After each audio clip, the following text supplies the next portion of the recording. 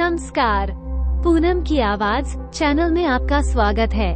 दोस्तों, आज हम आपको सुनाएंगे एक राजकुमारी का विवाह नेवले के साथ क्यों हुआ। अगर आप हमारे चैनल पर नए हैं तो प्लीज हमारे चैनल को लाइक करें, सब्सक्राइब करें और शेयर करें। एक छोटे से गांव में बालकराम नाम का एक जमींदार रहता था। वह काफी अमीर था। उसके पास किसी भी चीज की कोई कमी नहीं थी। हर सुख सुविधा उसके पास थी। अमीर होने के साथ साथ उसमें घमंड बिल्कुल भी नहीं था। वह बहुत ही दयालु था। बालकराम की 3 पत्नियां थी, मगर उसके कोई संतान नहीं थी। इसी के कारण वह काफी परेशान रहता था और यही चिंता उसे हमेशा लगी रहती थी। वो सोचता था कि अगर संतान नहीं होगी तो मेरा वंश आगे कैसे चलेगा। एक दिन गांव के ही एक व्यक्ति ने उसे जब उसका दुख जाना तो उसे बताया कि एक निराला नाम का ब्राह्मण है। उसके बारे में उसने जमींदार को जानकारी दी और कहा कि तुम उससे एक बार जरूर मिल लो। वो कोई ना कोई उपाय तुम्हें जरूर बताएगा। ये बात सुनकर बालकराम खुश हो गया और वो उस ब्राह्मण से मिलने के लिए चल दिया, जिसका नाम निराला था। गांव के व्यक्ति ने ही उसे उसका पता दिया था, क्योंकि वह दूसरों की सहायता करता था। इसलिए गांव के लोग भी उसके साथ हमदर्दी रखते थे। जमींदार ने अपने जब चलते चलते उस पते पर पहुंचा तो उसने देखा एक ब्राह्मण बैठा हुआ है। उसने ब्राह्मण को प्रणाम किया और उसे अपनी सारी परेशानी बताई। और उसने ब्राह्मण को बताया कि संतान नहीं होने के कारण कैसे वो चिंता में रहता है। तब उस ब्राह्मण ने उसकी सारी परेशानी सुनी और ब्राह्मण को 3 फल दिए और कहा कि इन तीनों फलों को अपने तीनों पत्नियों को एक एक दे देना। इससे तुम्हारी पत्नियों को एक एक पुत्र की प्राप्ति होगी। बालकराम खुश हो गया और वो फल लेकर खुशी खुशी अपने घर की तरफ चल दिया। ब्राह्मण ने निराला ब्राह्मण के अनुसार बताए हुए जमींदार ने अपनी तीनों पत्नियों को एक एक फल दिया। उसमें से 2 पत्नियों ने तो फल को तुरंत खा लिया, मगर एक पत्नी ने अपने फल को मेज पर रख दिया और काम करने लगी। इसी बीच कहीं से एक नेवला आया और उस फल को जूठा करके भाग गया। थोड़ी देर बाद तीसरी पत्नी ने आकर उस फल को खाया और तीनों पत्नियां, जो बालकराम की तीनों पत्नियां थी, तीनों गर्भवती हो गई। फल खाने के बाद तीनों पत्नियां गर्भवती हो गई और 9 महीने बाद बालकराम के यहाँ 3 पुत्रों की प्राप्ति हुई। उसके 2 पुत्र तो बिल्कुल ठीक ठाक थे, मगर उसका एक पुत्र नेवले के जैसा था। इससे बालकराम काफी परेशान हुआ। वो फिर से उसी ब्राह्मण के पास गया, जिसने उसे संतान उत्पत्ति का उपाय बताया था। वो ब्राह्मण के पास पहुंचा और उसे अपनी सारी परेशानी बताई कि कैसे उसकी 2 पत्नियों ने तो सुंदर बच्चों को जन्म दिया है, लेकिन तीसरी पत्नी ने एक नेवले को जन्म दिया है। अब जब उस ब्राह्मण ने उस जमींदार की पूरी बात सुनी तो उसने बताया कि तुम्हारी पत्नी ने नेवले के जूठे फल को खाया है। अब कुछ नहीं किया जा सकता, इसलिए अब तुम्हारा सबसे छोटा पुत्र देखने में नेवले के जैसे ही छोटा रहेगा, लेकिन वो बड़ा बुद्धिमान होगा। बालकराम चुपचाप बेचारा निराश अपने घर को वापस आ गया और उसने अपने पुत्रों के नाम, जो बड़े पुत्र थे, 2 पुत्र और थे, उनका नाम वीरेंद्र बड़े पुत्र और मझले पुत्र का नाम धीरेंद्र रखा, और जो सबसे छोटा उसका पुत्र था उसका नाम महेंद्र रखा। लोग धीरेंद्र और वीरेंद्र को तो धीरू वीर कहकर पुकारते थे, लेकिन जो महेंद्र था वह बिल्कुल नेवले के जैसा दिखता था, इसलिए उसे सब लोग नेवला भाई कहकर पुकारते थे। अब धीरे धीरे तीनों भाई बड़े हो गए। महेंद्र तो नेवला जैसा ही दिखता था, इसलिए सब लोग उसे नेवला भाई कहकर पुकारते थे। नेवला भाई आकार में भी छोटा था, इसलिए उसके दोनों भाई अपने साथ उसे नहीं खिलाते थे और कहीं भी अपने साथ नहीं लेकर जाते थे। अब वे तीनों बड़े हो गए थे। जमींदार को लगा कि अब बच्चे बड़े हो गए हैं, उनकी शिक्षा दीक्षा पूरी हो गई है, तो उन्हें अपने लिए कोई नौकरी ढूंढनी चाहिए। तो उसने अपने बड़े दोनों पुत्रों को अपने पास बुलाया और कुछ धनराशि देकर कहा कि तुम लोग अब जवान हो गए हो, तो तुम्हें कहीं जाकर नौकरी की तलाश करनी चाहिए और अपना खर्चा उठाना चाहिए। अपनी जिम्मेदारियों को समझना चाहिए। तुम लोग पैसा कमाकर और सफल होकर वापस आ और जाओ, अपना जो है कमाई करो। इस बात पर नेवला भाई बोला, पिताजी मैं भी नौकरी करने जाऊंगा। मैं भी अब बड़ा हो गया हूँ और पैसे कमा सकता हूँ। बालकराम ने उसे समझाया कि तुम बहुत छोटे, तुम्हारा आकार बहुत छोटा है, तुम नौकरी नहीं कर सकते। अगर तुम नौकरी करना भी चाहोगे तो कोई तुम्हें नौकरी पर नहीं रखेगा। लेकिन नेवला नहीं माना। वह जाने की जिद करता रहा तो बालकराम उसकी जिद के आगे मान गए और उसे भी जाने की अनुमति दे दी। परंतु उसके दोनों भाई पहले ही जा चुके थे और उन्हें पता ही नहीं था कि नेवला जो उनका भाई है वो भी पीछे से आ रहा है। नेवला घर से बाहर निकला और कुछ दूर भागने के दौरान उसे अपने भाइयों को देख लिया और वो उनके पीछे पीछे लग गया। तेज धूप में चलते चलते दोनों भाइयों को प्यास लगने लगी थी, पर वहाँ कोई नदी तालाब नहीं था। वे लोग भूखे भी थे। थोड़ी दूर चलने के बाद उन्हें नारियल का एक पेड़ नजर आया। उनकी आंखें चमक उठी, लेकिन परेशानी यह थी कि नारियल का पेड़ बहुत ऊंचा था और उन्हें पेड़ पर चढ़ना नहीं आता था। वे दोनों काफी मशक्कत के बाद, काफी कोशिश करने के बाद भी पेड़ पर नहीं चढ़ पाए और एक दूसरे से कहने लगे कि अगर हमारा नेवला भाई होता तो पेड़ पर चढ़ जाता और हमारे लिए नारियल तोड़ देता। तब तक पीछे से आवाज आई, भाई मैं पीछे ही हूँ। नेवला की आवाज सुनकर दोनों भाई बहुत खुश हुए और उन्होंने राहत की सांस ली। उन्होंने नेवला से नारियल तोड़ने के लिए कहा। नेवला भाई मान गया और देखते ही देखते वो पेड़ पर चढ़ गया और उसने बहुत सारे नारियल नीचे गिरा दिए। दोनों भाइयों ने नारियल का पानी पीकर अपनी प्यास बुझाई और नेवला को धन्यवाद दिया। नेवला भी अपने भाइयों के साथ खुश हो गया और वे तीनों काफी भाई जो थे काफी थक चुके थे। अब उन्हें भूख भी लगने लगी थी। थोड़ी दूर आगे चलने के बाद उन्हें एक बेर का पेड़ दिखाई दिया। बेर के पेड़ पर कांटे होने के कारण वे बेर दोनों भाई पेड़ पर नहीं चढ़ पाए। उन्हें एक बार फिर नेवला की मदद लेनी पड़ी। नेवला भाइयों से मदद लेते समय काफी शर्मिंदगी महसूस कर रहे थे कि वे क्या करें कि नेवला से उन्हें मदद मांगनी पड़ रही है। लेकिन कर भी क्या सकते थे, क्योंकि वे लोग नेवला को पसंद नहीं करते थे। लेकिन उनके पास कोई और चारा भी नहीं था। भूख भी उन्हें लगी हुई थी तो नेवला से बोले, भाई हमारे लिए तुम बेर तोड़ दो तो हमें भूख लगी है।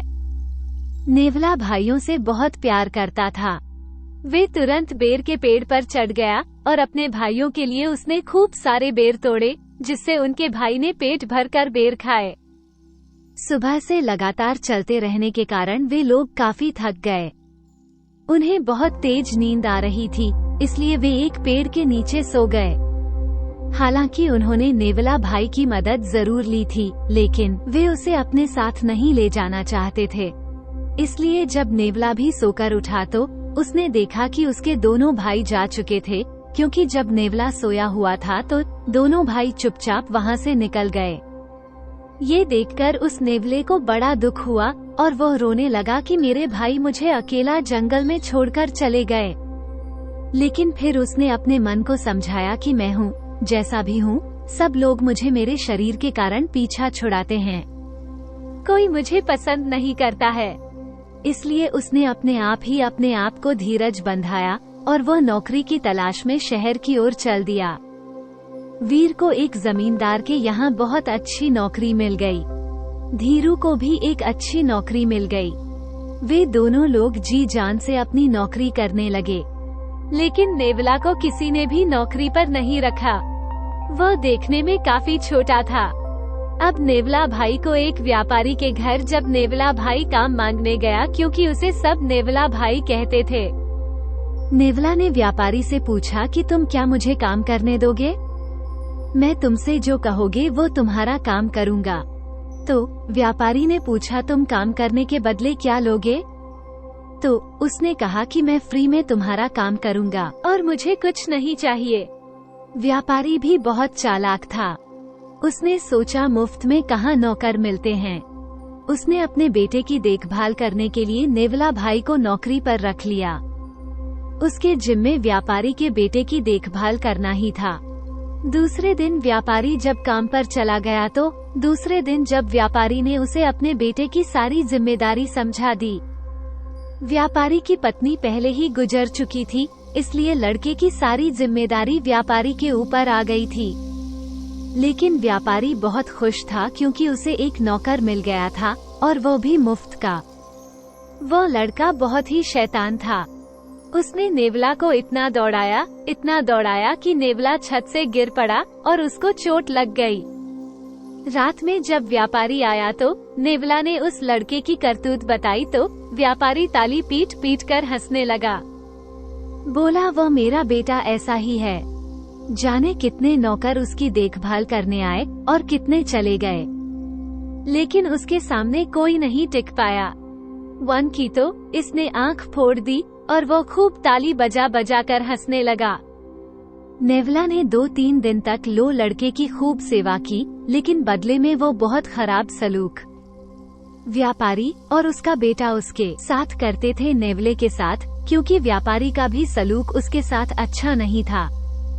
उसके खाने पीने का कोई प्रबंध नहीं करता था। व्यापारी घर आने के बाद लड़के की शिकायत सुनकर अपने लड़के का पक्ष लेकर नेवला को खूब खरी खोटी सुनाने लगता। अब नेवला बहुत दुखी हो गया। पहले तो वो जी भरकर रोया, फिर उसने सोचा कि यहाँ से भाग जाऊं। फिर सोचने लगा कि भागने से काम नहीं चलेगा, जैसे तैसे का हिसाब करके जाना चाहिए। उसने देखा व्यापारी बेईमानी, लालच और खूब इधर उधर के 2 नंबर का काम करके लोगों को लूटता और ठगता है। उसे किसी की जरा भी परवाह नहीं है। उसके पास बहुत धन हो गया है, वो उसे छुपा कर रखता है। अब धीरे धीरे दिन बीतने लगे। व्यापारी का व्यापार, नेवला व्यापारी का जो व्यवहार था वह नेवला के प्रति बहुत खराब था और उसका व्यापार बहुत चल रहा था। अब वो वहाँ से जाने की जो है सोचने लगा कि मुझे अब यहाँ से निकल जाना चाहिए और अपना हिसाब इस नए व्यापारी और उसके पुत्र से करके ही जाऊंगा। अब नेवला भाई ने एक योजना बनाई। उसने धीरे धीरे उस लड़के पर अपना काबू कर लिया था। अब उसकी शैतानी नेवला भाई के सामने नहीं चलने वाली थी। अब तो उसे बस व्यापारी को सबक सिखाना था। व्यापारी के घर से बाहर जाने के कुछ देर बाद जब उस लड़के को भूख प्यास लगने लगती तो इसी बात को उसने अपना नेवला ने हथियार बनाया था। उस लड़के को वश में करने के लिए उसने एक अनोखी तरकीब निकाली थी। उसने नेवला भाई से खाने पीने के लिए जब कुछ मांगता तो इस बात पर नेवला भाई कड़क कर कहता, अगर तू खाना खाएगा तो तुझे पानी नहीं पीने दूंगा, और अगर तू पानी पिएगा तो तुझे खाना नहीं खाने दूंगा। तुम्हारे पिता ने जहाँ जहाँ रुपए दबा कर रखे हुए हैं मुझे बता दो, क्योंकि उसने जहाँ भी रुपए छुपाए हैं अगर तुम मुझे बताओगे तो मैं तुम्हें खाना खाने दूंगा। लड़का सोच में पड़ गया, क्योंकि उसे तेज भूख लगी हुई थी, इसलिए उसने एक जगह का पता बता दिया जहां नेवला भाई ने वहां से काफी सारे पैसे निकाल लिए। जमींदार के घर में एक बहुत ही सूखी सी मरियल सी गधी थी जो कि एक साइड बंधी रहती थी। अब जो नेवला भाई था उसने सारे पैसे लिए और उसे आटे में मिलाकर उस गधी को खिला दिया। अब वो रोज यही करने लगा। जैसे ही वह लड़का खाना मांगता नेवला भाई उससे व्यापारी के द्वारा छिपाई हुई मोहरें, धन दौलत जो भी थी उसका पता उससे पूछ लेता और वो सोने की मोहरें निकालकर उस गधी को खिला देता। धीरे धीरे जब व्यापारी की सारी दौलत नेवला भाई ने निकाल ली तो उसने सोचा कि अब अपने घर चलना चाहिए। पैसे भी बहुत सारे कमा लिए। ये सोचकर उसने शहर में जाकर सबसे पहले अपने भाइयों को खोजा और उसने कहा कि भाई हमें अब घर चलना चाहिए। हमने यहाँ बहुत पैसे कमा लिए हैं और घर वाले भी हमें बहुत याद करते होंगे, क्योंकि यहाँ आए हुए हमें काफी समय बीत चुका है। नेवले की बात इस बार दोनों भाइयों को सही लगी और दोनों उसकी बात से सहमत हो गए। उन्होंने कहा, कल सुबह हम यहाँ से निकल चलेंगे। और ठीक अगली सुबह सभी ने अपना अपना सामान बांध लिया और घर जाने की तैयारी करने लगे। वे दोनों भाई अपना सामान लेकर अपने मालिक से विदा लेने गए तो नेवला भाई व्यापारी के पास गया और व्यापारी से नेवला भाई ने कहा, मुझे काफी दुख है कि मैं आपसे यहाँ से विदा ले रहा हूँ, क्योंकि आपके यहाँ काम करने में मुझे काफी आनंद आया है। व्यापारी भी कहने लगा कि तुम्हारे जाने का मुझे भी बहुत दुख है। खैर अब छोड़ो जो भी, अगर तुम्हें कुछ मांगना है तो मांग लो, मैं तुम्हारी जो इच्छा पूरी कर दूंगा। नेवला भाई ने व्यापारी से कहा कि मालिक मुझे कुछ नहीं चाहिए, बस आपकी वह जो सूखी सी गधी है जो उधर एक साइड में बंधी रहती है वो मुझे दे दो। व्यापारी भी उस गधी से काफी परेशान था, क्योंकि उसे नेवला को खुशी खुशी दे दिया, क्योंकि वो व्यापारी के किसी काम तो आती नहीं थी, उल्टा उसको खाना पिलाना पड़ता था। खाना खिलाना, पानी पिलाना, उसकी देखभाल और चार टहल उसकी बड़ी जाती थी। इसलिए व्यापारी ने खुशी खुशी वो गधी उस नेवला भाई को दे दी। नेवला भाई गधी को लेकर अपने भाइयों के साथ आ गया। अब तीनों भाई अपने घर के लिए वापस निकल पड़े। रास्ते में दोनों बड़े भाइयों ने नेवला भाई का खूब मजाक उड़ाया और कहा कि इतने दिन नौकरी करने के बाद भी इसने ये गधी खरीद पाया है, और वे खूब जोर जोर से ताली पटक पटक कर हंसने लगे। दोनों भाई ठहाका मारकर हंसने लगे, लेकिन नेवला भाई चुप ही रहा, उसने कुछ नहीं कहा। रास्ते में उन दोनों को भूख लगी और वे नेवला भाई को मनाने लगे, भाई भाई मुझे बेर तोड़कर खिला दो। नेवले भाई ने कहा कि ठीक है, मैं पेड़ पर चढ़ गया, लेकिन अब वह पहले वाला नेवला नहीं था। अब वह सबको समझ चुका था कि कौन उसके प्रति कैसा सोचता है, कैसा व्यवहार करता है, क्योंकि जब मतलब पड़ता है तो नेवला भाई भाई करते हैं और नहीं तो उसे अपने साथ भी लगाना पसंद नहीं करते। अब नेवला जो बेर के पेड़ पर चढ़ गया और मीठे मीठे बेर खुद खाता और कच्चे कच्चे बेर फेंकता जाता, दोनों भाई उसकी ओर देख रहे थे कि ऐसे क्या हो गया है। नीचे उतरकर नेवला ने कहा, जब मैं अपने शरीर से छोटा हूँ तो आप फायदा भी लेते हैं और अपने शरीर का बड़ा होने का मजा भी लेते हैं। इसी तरह से नेवला में बदलाव आ गया, लेकिन उनके पास कोई और रास्ता नहीं था, इसलिए वे कच्चे फल खाकर अपना गुजारा करने लगे। रास्ते में चलते चलते कई फलों के पेड़ पड़े। नेवला झट से पेड़ पर चढ़ जाता और पेड़ पर पेट भरकर खाता और साथ में अपनी गधी को भी खूब खिलाता था। गधी भी वहाँ से निकलकर मानो बहुत खुश थी। रास्ते में पानी पिलाता, फल खिलाता, वो बड़े मजे से अपनी गधी के ऊपर बैठकर चल रहा था। दोनों भाई पैदल चल रहे थे, लेकिन नेवला तो हाल के शरीर का था और मजे से अपनी गधी के ऊपर बैठा हुआ था। उन दोनों भाइयों ने आपस में सलाह की कि सबसे पहले नेवला के घर चलेंगे, देखेंगे कि इसकी माँ गधी को देखकर क्या कहती है, क्योंकि उनका गांव पास आ गया था। काफी देर चलने के बाद वो तीनों अपने गांव में आ गए। फिर जब वे अपने घर पहुँचे तो घर के सभी सदस्य तथा आस पड़ोस के लोग उन्हें देखने के लिए उनके आंगन में इकट्ठा हो गए। चूंकि तीनों की माताएं अलग अलग थीं, तो उनके पिता जमींदार ने उन तीनों के लिए अलग अलग घर बनवा दिया था, ताकि तीनों में कोई लड़ाई झगड़ा न हो। सभी का अपना अलग अलग घर था, क्योंकि जो जमींदार था वह अपनी तीनों पत्नियों को समान प्रेम करता था और समान अधिकार देता था। अब तीनों भाई सबसे पहले नेवला भाई के घर गए। नेवला भाई के पास तो गधी थी। गधी को देखकर गांव के लोग, मोहल्ले पड़ोसी सब हंसने लगे और कहने लगे, देखो देखो नेवला भाई गधी लाया है, और उसका खूब मजाक बनाने लगे। नेवला भाई ने सबको नजरअंदाज करते हुए इस गधी को आंगन के बीचों बीच एक खूंटा गाड़कर बांध दिया और अपनी माँ से कहा, अम्मा रही अम्मा अंगना लिपाई, 4 सखियाँ बुलाओ, 1 डंडा मंगाओ, 4 मंगल गवा, फिर अरहरिया छतर। उसकी यह बात सुनकर सब हंसने लगे, लेकिन वह बार बार यही कह रहा था।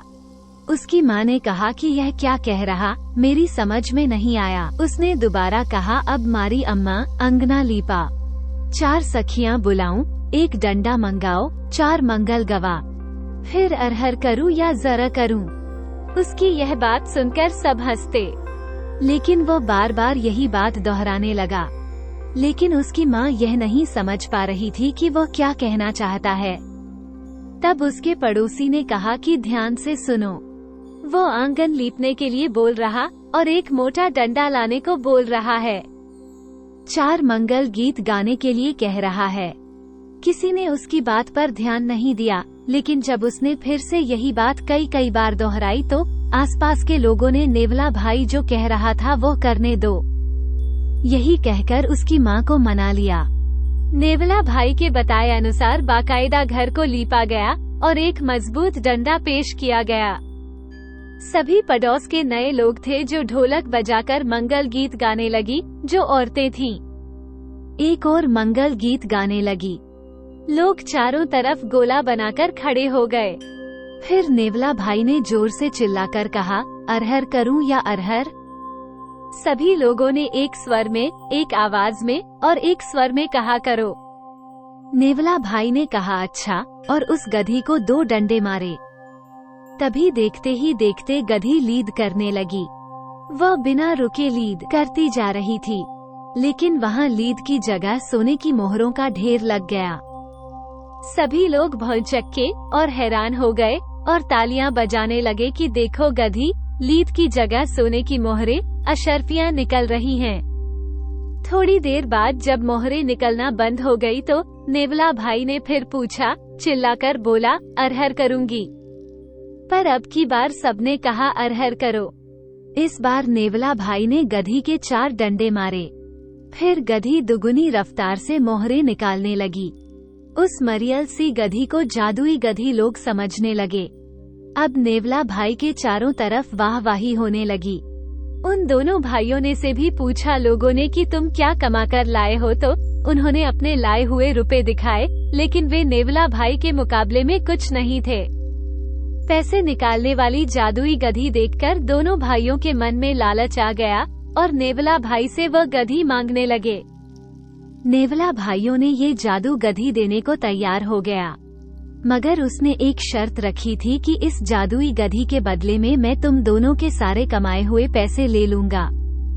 दोनों भाइयों ने आपस में खूब विचार विमर्श किया और आखिर में तय किया कि पैसे तो और भी ज्यादा मिल जाएंगे जब हमारे पास जादुई गधी मिल जाएगी। बाद में हम गधी से निकाल ही लेंगे। फिर उन दोनों ने राजी राजी खुशी खुशी अपने सारे कमाकर लाए हुए पैसे अपने छोटे भाई नेवला भाई को दे दिए और उससे वह जादुई गधी खरीद ली। फिर वे दोनों भाई अपने घर गए और ठीक वैसे ही गधी को आंगन के बीच में बांध दिया और अपनी माँ को कहने लगे कि आंगन को लीपने को कहा और 2 मजबूत डंडे लाने को कहा।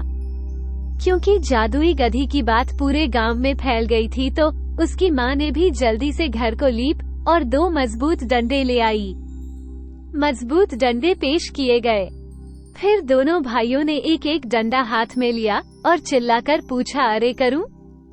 अच्छा रहा। फिर सबने का चेहरा। फिर दोनों ने गधी को एक एक डंडा मारा, लेकिन कुछ नहीं मिला। केवल एक सिक्का मिला। सिक्का देखकर दोनों की आंखें चमकने लगी। फिर दोनों ने गधी को पीटना शुरू कर दिया, लेकिन सब बेकार रहा। बेचारी गधी अधमरी होकर गिर पड़ी। वे दोनों अपना सिर पकड़कर वहीं बैठ गई और सिर्फ एक सूखी गधी को पालने पोसने का उनके जिम्मे था। यह उनके मत्थे मढ़ दी गई थी। वे दोनों अब नेवला भाई का कुछ भी नहीं कर सकते थे। उन्होंने आपस में सोचा, इसे कौन पालेगा? चलो इसे उसी के मत्थे मढ़ देते हैं। वे दोनों घर गई।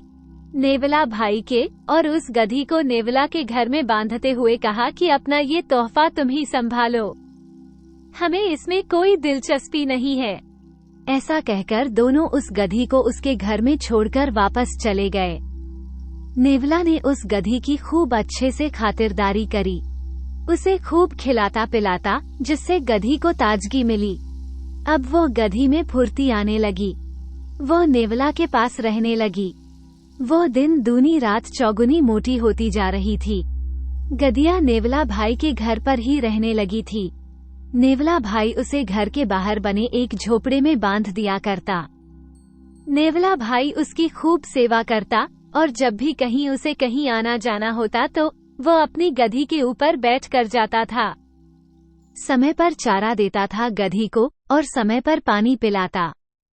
खा खाकर गधी खूब मोटी हो गई। गति काफी तेज भागती थी। वह काफी होशियार भी हो गई थी। नेवला भाई आजकल बहुत खुश रहने लगा। गांव के गांव वाले लोग भी नेवला भाई का अभी भी मजाक उड़ाया करते थे। लेकिन नेवला भाई अपनी दुनिया में मस्त रहता और वो लोगों की बातें कान से सुनता, दूसरे कान से निकाल देता। धीरे धीरे समय गुजरने लगा। अब नेवला भाई के दोनों भाइयों ने नौकरी करके फिर से बहुत सारा पैसा कमा लिया और अब उनके पिता ने उनको बोला कि अब तुम्हारी शादी की भी उम्र हो गई है, इसलिए उनके लिए योग्य लड़कियां देखकर रिश्ते तलाशना शुरू कर दिए। कुछ दिनों बाद उन दोनों को बहुत अच्छे खानदान से सुंदर लड़कियों के रिश्ते आने लगे और वे दोनों की शादी हो गई। वे दोनों काफी खुश थे। अभी भी नेवला भाई का मजाक उड़ाते थे और कहते थे ये तो गधी से ही शादी करेगा और खूब ठहाका लगाते। समय के साथ अब बालकराम को नेवला भाई की शादी की भी चिंता होने लगी। वो मन ही मन सोचकर दुखी हो रहा था कि नेवला से कौन शादी करेगा, कौन अपनी लड़की देने को तैयार होगा। समय धीरे धीरे बीत रहा था। बालकराम को नेवला भाई की शादी की चिंता होने लगी। नेवला भाई की शादी की उम्र हो रही थी। नेवला भाई भी बहुत दुखी रहा करता था कि कोई उससे शादी करने के लिए तैयार क्यों नहीं होता। दूसरी तरफ वीर और धीरू की माँ सारा दिन आराम से लेटी रहती। उन्हें कोई काम धाम तो करना नहीं था क्योंकि घर में बहू आ गई थी और बहू ने सारा काम संभाल लिया था। समय के साथ साथ नेवला भाई की माँ बूढ़ी होने लगी। उसके हाथ पैर नहीं चल पाते थे, फिर भी वो घर का सारा काम करती। कुछ दिन बाद नेवला की माँ को बुखार आ गया और वो काफी बीमार हो गई। नेवला भाई की माँ को बुखार आने के कारण घर का सारा काम करना और खाना बनाना अब नेवले के ऊपर था। नेवला भाई को खाना बनाना तो आता नहीं था, जैसा भी उससे बनता वह बना लेता क्योंकि धीरू और वीरू तो उसे खाना देने से रहे क्योंकि वे तो वैसे बहुत जलते थे। जैसे अब नेवला जैसा भी बनाता वैसा दोनों माँ बेटे मिलकर खा लेते। वहीं खाना पड़ता, मजबूरी थी उनकी। एक दिन तो नेवला भाई की माँ और उस नेवले को एक रात तो भूखा ही सो गई क्योंकि उनसे खाना बनाया ही नहीं गया। उसी रात क्योंकि नेवला जब खाना बना रहा था तो उसका सारा खाना जल गया। खाना बर्बाद हो गया तो दोनों माँ बेटा भूखे ही सो गए। तभी उसी रात उसके दरवाजे पर किसी ने खट खट की अचानक से आवाज सुनी। आधी रात को नेवला भाई की नींद खुल गई। अचानक से कि दरवाजे पर कौन खट खट कर रहा है। उसने सोचा कि घर में चोर घुस आया होगा। फिर उसने उठकर एक कोना देखा और वो कोना देख लिया और मगर हुआ सब कुछ ठीक था। घर का एक एक कोना छान मारा, वहाँ कोई चोर नहीं था। वह आकर वापस सो गया। अगले दिन नेवला भाई उठा तो उसने देखा कि सारा घर चमक रहा था, जैसे किसी ने झाड़ू पोछा लगाया हो। फिर वह रसोई घर में गया तो उसने देखा तरह तरह के पकवान बने हुए रखे हैं और हर जगह झाड़ू लगी हुई है। ये सजा सारा नजारा देखकर नेवला भाई काफी खुश हुआ। उसकी खुशी का कोई ठिकाना नहीं रहा। सबसे पहले उसने अपनी माँ को खाना खिलाया और बाद में उसने अपने आप खाना खाया। फिर सोचने लगा कि यह सारा काम किसने किया होगा। उसने इस बारे में ज्यादा कुछ नहीं सोचा और सारा दिन यूं ही गुजर गया। अगले दिन फिर वही नजारा उसको देखने को मिला। अब 2-3 दिन बीत गए। रोज सारा उसका काम हो जाता। अब नेवला को जिज्ञासा हुई कि यह सब कौन करके जाता है, लेकिन उसे कुछ पता नहीं चल रहा था। अब रोज रोज यही होने लगा। नेवला भाई जैसे ही उठता तो उसे सारे घर में झाड़ू लगी मिलती, सारे बर्तन साफ मिलते, खाना भी बना हुआ मिलता, वो भी एकदम बढ़िया बढ़िया पकवान। 2-3 दिन तो नहीं कि अब कपड़े भी धुलने लगे। बिल्कुल साफ चमकदार उसके कपड़े होते। 2-3 दिन से ये सब हो रहा था। अब नेवला से रहा नहीं गया। उसके मन में ये जानने की तीव्र इच्छा हुई और उसने निश्चय किया कि वह जानकर ही रहेगा कि यह सारा काम कौन कर रहा है। फिर उस दिन शाम को सोने से पहले नेवला ने जो अपनी नींद न आने की दवाई खा ली और बिस्तर पर आकर लेट गया, सोने का नाटक करने लगा। आधी रात को यूं ही गुजर गई और उसे नींद भी आने लगी तो उसने सोचा कि अब उसके हाथ कुछ नहीं लगेगा, अब जाकर उसे सो जाना चाहिए कि कोई नहीं आने वाला है। फिर उसने अपनी आंखें बंद कर ली और सोने की कोशिश करने लगा। तभी उसे जब एक झपकी आई तो उसने उसे तभी देखा कि बाहर झोपड़े में कुछ खटर पटर की आवाज आई। उसने झट से खिड़की से झांका तो देखा कि गधी के झोपड़े का गेट अपने आप खुल गया। उस झोपड़े में से गधी बाहर निकली। उसके गले में रस्सी भी नहीं थी। अब वह गधी नेवला भाई के घर में आ गई। नेवला भाई झट से कोने में छिप गया। गधी बरामदे में आकर खड़ी हो गई। नेवला भाई कमरे में बने एक रोशनदान से चुपके से उसे देखने लगा। फिर उसने देखा तो एक हाय, उसकी आंखें फटी की फटी रह गई। गधी के चारों तरफ सुनहरी रोशनी फैल गई और उसके पास काफी सारी तितलियां आकर उड़ने लगी। धीरे धीरे रोशनी तेज होने लगी। फिर वह रोशनी इतनी तेज हो गई कि नेवला भाई की आंखें बंद होने लगी। नेवला ने जैसे ही अपनी आंखें बंद की, थोड़ी देर बाद जब रोशनी हल्की सी कम हुई तो नेवला भाई ने आंखें खोली तो उसके सामने एक बहुत ही सुंदर परी खड़ी थी। उसे अपनी आंखों पर विश्वास नहीं हो रहा था। वह सोच कि मैं कोई सपना देख रहा हूँ। तभी उसने दांतों के तले अपनी उंगली काटी तो उसे विश्वास हो गया कि वह सपना नहीं देखा। फिर उस परी ने अपनी जादुई छड़ी निकाली और मन ही मन कुछ गुनगुनाया। फिर उसने वह जादुई छड़ी घुमाई और बरामदे में पड़ी झाड़ू अपने आप का सफाई करने लगी। देखते ही देखते पूरा घर चमकने लगा। फिर उसने रसोई में खाना अपने आप बनकर तैयार हो गया। घर के सारे कपड़े हवा में उड़ने लगी और देखते ही देखते सारे कपड़े एकदम साफ चमकने लगे। ये सब देख नेवला भाई का सिर चकराने लगा और उसकी आंखें बंद होने लगी और वह चाहकर भी ज्यादा देर तक नहीं जाग पाया। अगली सुबह जब नेवला भाई की नींद टूटी तो उसने देखा कि वह कमरे के कोने में पड़ा है। वो झट से उठा और घर के बाहर निकला। उस झोपड़ी की तरफ जाने लगा। सूरज बिल्कुल सिर पर था। दोपहर हो चुकी थी पर वो किसी बात पर ध्यान नहीं देते हुए सीधे अपनी गधी के झोपड़े में घुस गया। वहाँ बिल्कुल वो चुपचाप खड़ी थी और उसके गले में रस्सी बंधी थी। नेवला भाई ये देखकर चौंक गया। उसकी कुछ समझ में नहीं आ रहा था कि यह सब क्या हो रहा है। फिर उसने गधी से पूछा, तुम कौन हो और कहाँ से आई हो?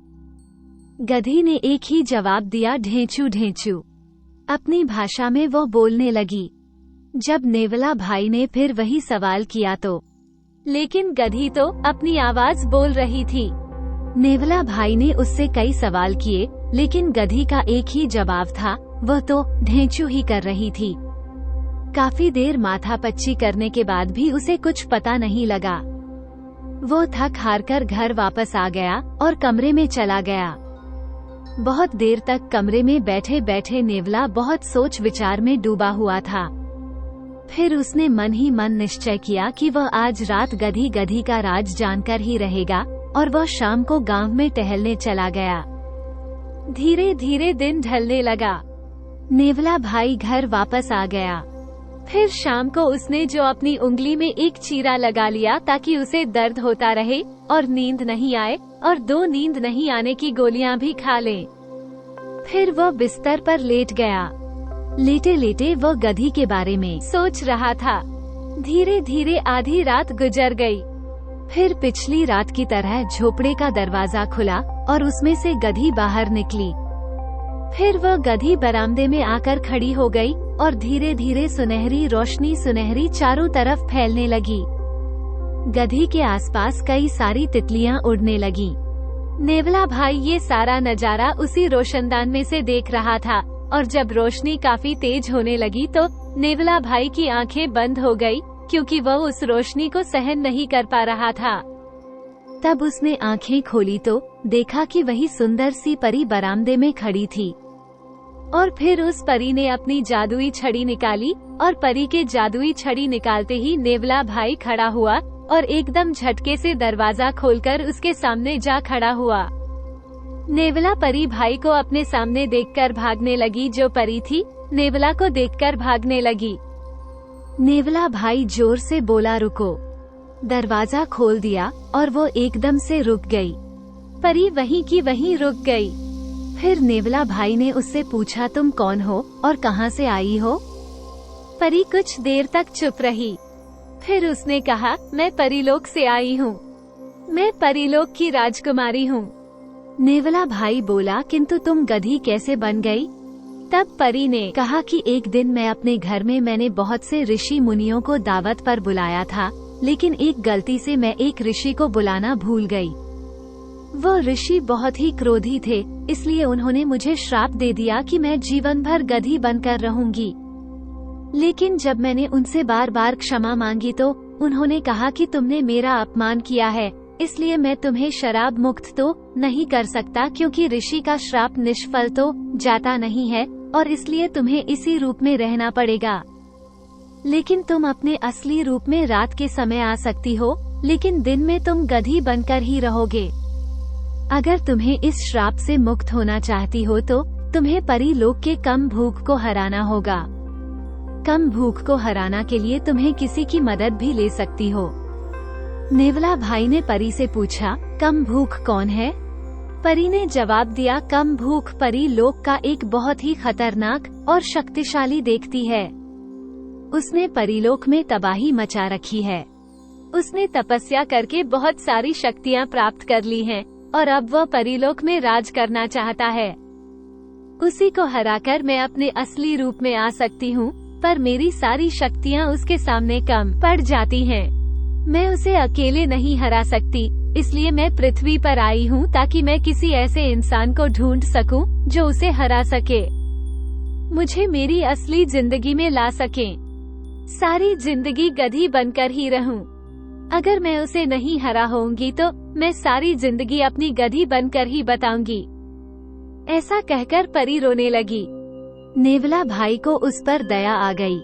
उसने उससे कहा कि तुम चिंता मत करो, मैं तुम्हारी मदद करूंगा। परी कहने लगी कि ठीक है, लेकिन उसे हराने के लिए तुम्हें मेरे साथ परीलोक चलना पड़ेगा। परी वहाँ पर और भी परी है। तब उस परी ने कहा, नेवला भाई ने कहा, मैं परीलोक चलने के लिए तैयार हूँ। परी ने कहा कि कल रात में तैयार रहना। कल रात को हम परीलोक चलेंगे। मैं रात में ही अपने असली रूप में आ पाती हूँ, इसलिए उसे हमें रात में ही चलना होगा और रात में उस राक्षस को हराना होगा। नेवला ने कहा कि ठीक है। परी फिर से गधी के रूप में आने लगी। नेवला भाई सोने के लिए कमरे में चला गया। गधी अपने झोपड़े में चली गई। नेवला भाई बिस्तर पर लेटे लेटे सोचता रहा। फिर उसे कब नींद आ गई वो पता ही नहीं चला। अगली सुबह नेवला भाई जल्दी उठकर कम भूख से कैसे मुकाबला करेगा, इस बारे में वह सोचने लगा। रात में परी के सामने उसने बोल तो दिया कि वह कम भूख का मुकाबला कर लेगा, लेकिन असलियत में उसे भी बहुत डर लग रहा था। फिर उसने कुछ हथियार इकट्ठे किए और उन्हें एक झोले में रख लिया। फिर वह गांव में टहलने चला गया। कुछ समय बाद घर लौटते समय रास्ते में उसे एक अंडा पड़ा मिला तो उसने वो भी अपने साथ रख लिया और फिर घर आ गया। धीरे धीरे दिन ढलने लगा और उसने शाम का खाना खाया और कमरे में जाकर बैठ गया। अब रात होने लगी। धीरे धीरे रात गहराती गई और नेवला भाई परी का इंतजार करने लगा। थोड़ी देर बाद गधी झोपड़े से निकली और परी में बदल गई। फिर वह बरामदे में आ गई। वो नेवला भाई को ढूंढने लगी। नेवला भाई कमरे से बाहर निकला तो परी ने उससे कहा, तुम मेरे साथ चलो, घर से बाहर चलो। नेवला भाई और परी दोनों घर से बाहर निकल कर आए। फिर परी ने नेवला भाई से कहा कि मेरा हाथ कसकर पकड़ो और नीचे मत देखना, वरना तुम्हें डर लगेगा। नेवला ने अपना हाथ अपने साथ अपना झोला भी ले लिया और अपना हाथ परी के कंधे पर लटका दिया और फिर उसने परी का हाथ कसकर पकड़ लिया। फिर देखते ही देखते उस परी के पंख निकल आए और परी ने आसमान की तरफ देखा और हल्की सी छलांग लगाई। अब वो हवा में उड़ने लगी। आसमान की तरफ उसने देखा तो वो जो आसमान में उड़ रहा था नेवला, इससे को बड़ा रोमांच हो रहा था कि वो आसमान में उड़ रहा है। परी ने उसे जवाब दिया कि मेरा नाम नीलम है और अब हम हवा में उड़ रहे हैं। नेवला भाई ने उससे पूछा, तुम्हारा परिवार कहाँ रहता है? परी ने कहा कि हम सब लोग परीलोक में रहते हैं, लेकिन कम भूखने और सभी के साथ मेरे परिवार वालों को और जितने भी परीलोक के वासी हैं सबको कैद कर लिया है। मैं किसी तरह भाग निकली। फिर नेवला भाई कहने लगा, हम उसे ताकत से नहीं हरा सकते, इसलिए हमें उसे दिमाग से हराना होगा। परी ने नेवला की हाँ में हाँ मिलाई और नेवला भाई कहने लगा कि मेरे पास एक योजना है। नेवला ने परी को पूरी योजना बताई। फिर वे दोनों काफी देर बातें करते रहे और बातें करते करते दोनों परीलोक पहुंच गए। उन्हें पता ही नहीं चला बातों बातों में कब परीलोक पहुंच गए। नेवला भाई ने झोला कंधे पर लटका लिया और परी से कहा, मुझे पता है राक्षस कम कहाँ रहता है, मुझे उसके पास ले चलो। परी ने कहा, ठीक है चलो। फिर वे दोनों राक्षस कम भूख की तलाश में निकल पड़े। काफी देर चलने के बाद एक गुफा के पास पहुंच गई। उसने देखा वहां के बहुत सारे जानवरों की हड्डियां पड़ी हुई थी और उस पूरे इलाके में बहुत बदबू भी आ रही थी। नेवला भाई ने कहा, हो सकता है वह राक्षस इसी गुफा में रहता हो, पर इन्हें का फिर तो हमें अंदर चलकर देखना चाहिए। ऐसा कहकर वे दोनों उस गुफा में चले गए। अंदर गुफा में बहुत सी हड्डियां पड़ी हुई थी। फिर भी गुफा के अंदर काफी भयानक आवाज आई। यह आवाज राक्षस की ही थी। परी और नेवला भाई दोनों उस गुफा में चले गए। फिर धीरे धीरे आगे बढ़ने लगे। वे दोनों बिना डरे आगे बढ़ते गए। अभी वे थोड़ा आगे बढ़े थे कि उन्हें बहुत ही भयानक आवाज सुनाई दी और उन्होंने देखा कि उनके सामने वही राक्षस कम खड़ा है। वे दोनों पहले तो कुछ घबरा गए, लेकिन जल्दी उन्होंने अपनी घबराहट पर काबू पा लिया। नेवला भाई कम्बोह के सामने पहुंचा और उसने अंधेरे का फायदा उठाकर थोड़ी सी रेत उठा ली। फिर उसने अपने झोले में से चुपके से वही अंडा निकाल लिया जो उसे रास्ते में पड़ा हुआ मिला था। उसने वह अंडा अपने बाएं हाथ में छिपा लिया। बाद में उसने कम भूख को दिखाते हुए पास पड़े एक पत्थर को उठाया। नेवला भाई ने देखते ही देखते अपने दोनों हाथ उस पत्थर को जो मसल कर रख दिया, क्योंकि रेत को वह नीचे फेंक दिया। नेवला भाई ने अपने दोनों हाथों से जैसे ही उस अंडे को मसला तो उसकी थोड़ी सी आवाज हुई और उसे झाड़ दिया। दोनों हाथों को झाड़ दिया। खंभों को देखकर हैरान रह गया, क्योंकि अंडा था जो सफेद था।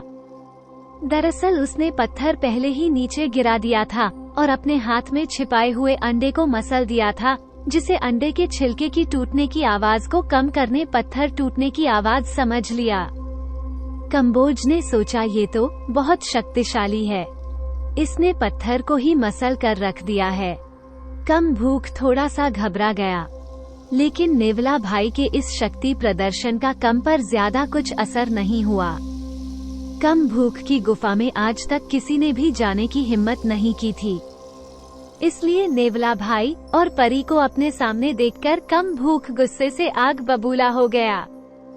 वे बड़ी तेजी से उन पर हमला करने के इरादे से आगे बढ़ा और उन्हें दोनों पर बहुत ज्यादा तेजी के साथ झपटा, पर उन दोनों को कुचलने ही वाला था कि दोनों समय रहते पीछे हट गए।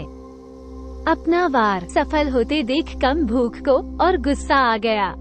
फिर उसने अपनी कुल्हाड़ी निकाली और उन दोनों पर दे मारी। वे दोनों फिर से कुल्हाड़ी से बच गए। कुल्हाड़ी उनके बिल्कुल पास में जाकर गिरी। कम भूख ने एक बार फिर झपट्टा मारा और इस बार उसने परी को पकड़ लिया। नेवले भाई ने परी से कहा कि तुम अपने जादू से क्या मुझे इसके सिर पर पहुंचा सकती हो? परी ने जवाब दिया कि हाँ, मैं तुम्हें इसके सिर पर बैठा सकती हूँ, लेकिन तुम्हें छलांग लगानी होगी। परी ने अपनी जादुई छड़ी घुमाई और नेवला को नेवला ने जैसे ही छलांग मारी, वह सीधे कम्बो के सिर पर जा बैठा। नेवला ने भी मौका देख झट से अपने झोले में से एक चाकू निकाला और सीधा कमरूहर की आंखों में घुसा दिया। कम्बो दर्द के मारे चिल्लाने लगा। उसने तुरंत ही परी को नीचे फेंक दिया और नेवला भाई को भी नीचे गिर गया। नेवला भाई को थोड़ी सी चोट आई, लेकिन वो तुरंत ही खड़ा हो गया। परी के सिर में भी थोड़ी चोट आई थी, लेकिन वो भी जैसे तैसे खड़ी हो गई। अब कम्बो के क्रोध की कोई सीमा नहीं थी। उसने अपना विशालकाय पैर उठाया और उन दोनों को कुचलने के लिए आगे बढ़ा। कम्बो उन दोनों पर अपना पैर रखने ही वाला था कि नेवला ने अपने झोले में से एक भाला निकाला और उसे उल्टा करके जमीन में गाड़ दिया। फिर जैसे ही राक्षस ने अपना पैर उठाया और उसका पैर उस भाले पर पड़ा, जो पूरा भाला उसके पैर में आर पार हो गया। अब जो राक्षस था वो दर्द से कराहता हुआ जमीन पर बैठ गया। नेवला भाई को मौका मिल गया। उसने अपनी जेब से पिसी हुई मिर्ची की जो पोटली निकाली और कम की आंखों में डाल दी। अब कम भूख दर्द से चिल्लाने लगा और उसको कुछ भी दिखाई नहीं दे रहा था, क्योंकि मिर्ची से उसकी आंखें जल रही थी। कुछ तो फूट गई थीं। उनमें जख्म थे और मिर्च डालने से उनमें और ज्यादा जलन हो रही थी। अब वह बुरी तरह से तड़प रहा था। अब हमला कर हम हमला करने की हालत में नहीं बचा था। थोड़ी देर बाद नेवला भाई उसके पैर पर चढ़ गया। कम्बो ने नेवला का पर एक और हमला किया। उसने अपनी बड़ी सी कुल्हाड़ी निकाली और नेवला पर दे मारी।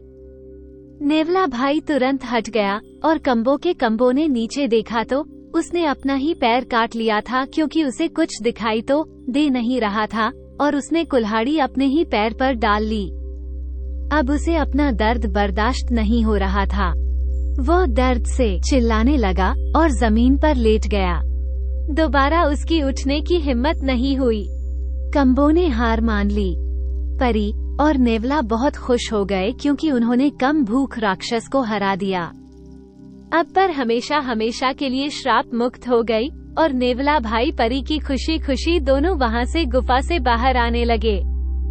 वे दोनों अभी थोड़ा आगे बढ़े थे कि एक भाला आकर नेवला भाई के कंधे के आर पार हो गया। नेवला भाई ने पीछे मुड़कर देखा तो कम खड़ा था। कम भूख अभी मरा नहीं था, वह केवल नीचे गिर गया था। परी को बहुत तेज गुस्सा आ गया। उसने अपनी जादुई छड़ी घुमाई और उसके दूसरे हाथ में कुल्हाड़ी आ गई। उसने कुल्हाड़ी पूरी ताकत से कम की गर्दन पर मारी और कम्मो का सिर धड़ से अलग हो गए। अगली सुबह जब नेवला बाई की नींद खुली तो उसने देखा कि एक चट्टान पर वो लेटा हुआ है और उसके सामने नीलम परी खड़ी हुई है। वहीं नेवला भाई की गुफा से निकालकर लेकर आई थी, क्योंकि जो कुल्हाड़ी लगने से नेवला भाई बेहोश हो गया था। नेवला बाई ने अपने कंधे पर हाथ फिराया तो महसूस किया कि उसे कंधे पर कोई जख्म नहीं था, न ही उसे कोई दर्द हो रहा था। तब परी ने उसे सारी परियों से मिलकर ठीक कर दिया है। उसे पूरी बात बताई कि कैसे हमने अपनी शक्तियों से तुम्हारे जख्म भर दिए हैं और अब तुम बिल्कुल स्वस्थ हो। नेवला भाई पत्थर से नीचे उतरा और उसने इधर उधर चल फिर कर देखा तो उसका सारा दर्द गायब हो चुका था। फिर नेवला भाई ने उन सबको धन्यवाद कहा। अचानक नेवला भाई को कुछ अजीब सा महसूस होने लगा। नेवला भाई अपने आप ही धीरे धीरे हवा में उड़ने लगा। उसके चारों तरफ पीली रोशनी फैलने लगी। देखते ही देखते नेवला भाई एक सुंदर राजकुमार में बदल गया। वो जैसे ही राजकुमार में बदला, उसे अपने पिछले जन्म की बातें याद आने लगी। फिर नेवला ने उन सबको बताया कि पिछले जन्म में वो बहुत बड़ा शैतान था और उसने खेल खेल में एक नेवले को मार दिया था। एक ऋषि ने उसे ये करते देख लिया था और उसने उसे श्राप दिया था कि दुष्ट जंतु अगले जन्म में नेवला बनकर ही रहेगा। लेकिन जब मैंने उससे काफी देर तक माफी मांगी तो उसने कहा कि ठीक है, अगर तुम परीलोक में किसी परी की मदद करोगे तो तुम अपने असली रूप में आ जाओगे। नेवला भाई ने अपनी बात पूरी की और नीलम परी से पूछा कि क्या तुम मुझसे शादी करोगी? नीलम परी तो पहले से ही उसे बहुत पसंद करती थी, क्योंकि अब वो राजकुमार बन गया था तो मना करने की तो कोई गुंजाइश ही नहीं थी। अब वो स्वस्थ था और नेवला जो राजकुमार बन चुका था। वे दोनों जो अपनी माँ के पास पहुँचे, नेवला भाई को उसकी माँ नहीं पहचान पाई तो नेवला भाई ने अपनी सारी कहानी अपनी माता को बताई। उन्होंने नेवला भाई को पहचान लिया और परी ने नेवला भाई से विवाह कर लिया और हमेशा एक दूसरे के साथ रहेंगे। वे सभी जो गांव वाले थे वे नेवला भाई की केवल राजकुमार बुलाने लगे। नेवला भाई नहीं कहते थे, पहले तो उसे नेवला कहते थे, लेकिन अब उसे भी राजकुमार कहने लगे और आखिरकार नेवला भाई भी शादी। नेवला भाई की शादी हो गई थी, लेकिन उसकी जैसी शादी तो किसी की नहीं हुई थी। उसके भाइयों की तो बोलती बंद हो गई। उनका तो मुंह लटक गया कि उनके सभी भाई अपना सा मुंह लेकर रह गए। पूरे गांव में मैं ही नहीं, आसपास के इलाकों में भी नेवला राजकुमार की धाक थी, क्योंकि उसके पास जो भी आता वो उसकी मदद जरूर करता था। आखिर उसके साथ जादुई शक्तियों वाली परी जो थी। दोस्तों, अगर आपको हमारी कहानी पसंद आई हो तो प्लीज हमारे चैनल को ज्यादा से ज्यादा लाइक करें, सब्सक्राइब करें और शेयर करें। वीडियो को अंत तक देखने के लिए आपका बहुत बहुत धन्यवाद।